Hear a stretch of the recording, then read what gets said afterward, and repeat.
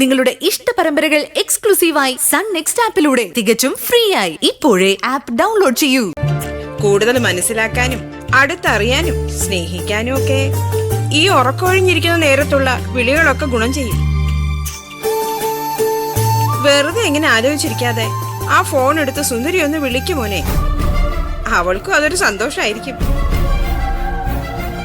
ഇങ്ങനെയുള്ള കാര്യങ്ങളൊക്കെ ഈ വയസ്സാം കാലത്ത് ഞാൻ പറഞ്ഞു തരണമെന്ന് പറഞ്ഞ വലിയ കഷ്ടമാണ് കേട്ടോ.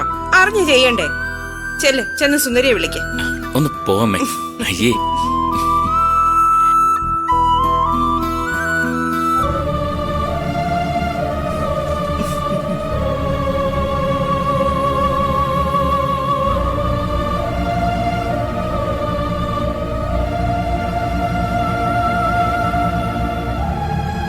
ദേവി ചേച്ചി ആന്റിയുടെ സ്വന്തം മോളല്ലേ?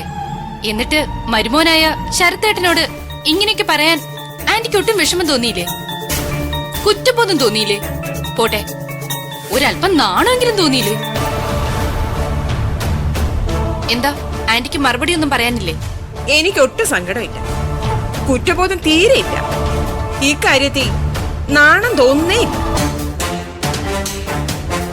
അതെന്തുകൊണ്ടാണെന്ന് ചോദിച്ചാ വളരെ ചുരുക്കി ഒരൊറ്റ മറുപടിയുള്ളൂ അതിന്. ശരത്തിന്റെ പെണ്ണായി വരുന്നത് സുന്ദരി ആയതുകൊണ്ട്. ആ സ്ഥാനം നീ മോഹിക്കുന്നോണ്ടാണ് എന്നിലെ കുറ്റബോധത്തെയും നാണത്തെയും ഒക്കെ അളന്നു നോക്കണമെന്ന് നിനക്ക് തോന്നുന്നത്. പക്ഷെ നിന്നെ സുന്ദരിയും തമ്മിൽ താരതമ്യം ചെയ്യാൻ എന്റെ കയ്യിൽ ഒരു അളവ് പോലുണ്ട്. എന്തളവ് പോലെ? നീയും ശരത്തുമായിട്ടുള്ള വിവാഹത്തെക്കുറിച്ച് ഞാൻ സുന്ദരിയോട് ചോദിച്ചപ്പോ സുന്ദരി പറഞ്ഞ എന്താണെന്ന് അറിയാവോ?